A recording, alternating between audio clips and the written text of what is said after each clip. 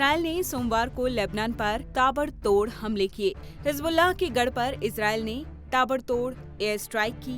Fighter jet से सैकड़ों बम गिराए गए। 1600 टारगेट्स को तबाह किया गया। खबर है कि मारे गए लोगों की संख्या 500 से ज्यादा हो सकती है।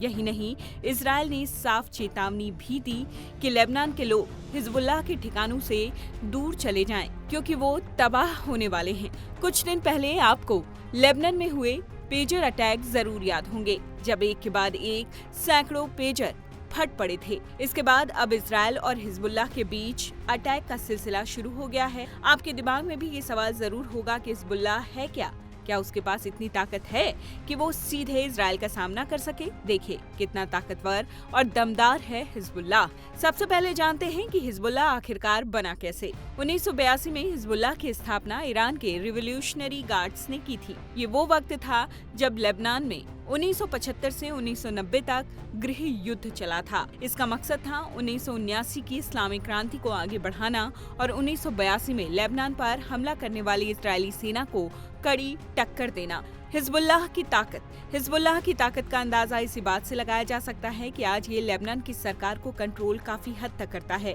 पूरे मिडिल ईस्ट में एक बड़ी मिलिट्री ताकत है। अमेरिका सहित पश्चिमी देशों और सऊदी अरब सहित अन्य अरब देशों ने हिजबुल्लाह को आतंकवादी संगठन घोषित किया है। हिजबुल्लाह एक शिया समूह है और इस्लामी गणराज्य ईरान की विचारधारा को साझा करता है। हिजबुल्लाह के नेता सैयद हसन नसरल्लाह ने कहा कि ग्रुप में 1 लाख लड़ाके हैं। इजराइल के अनुमान के मुताबिक हिजबुल्लाह के पास लगभग 1.5 लाख रॉकेट्स और मिसाइलें हैं, जिनमें गाइडेड मिसाइलें और लंबी दूरी की मिसाइलें शामिल हैं। ये इजराइल में कहीं भी हमला करने में पूरी तरह सक्षम है। चलिए जानते हैं कि हिजबुल्लाह कैसे चलता है। कहा जाता है कि इसका भरण पोषण ईरान की ओर से किया जाता है, लेकिन कई अन्य देश भी हिजबुल्लाह के समर्थन में हैं और उनके एजेंडे को प्रमोट करते हैं।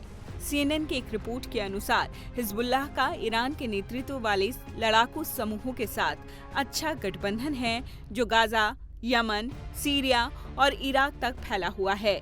ईरान हिजबुल्लाह को हथियार और ट्रेनिंग देता है।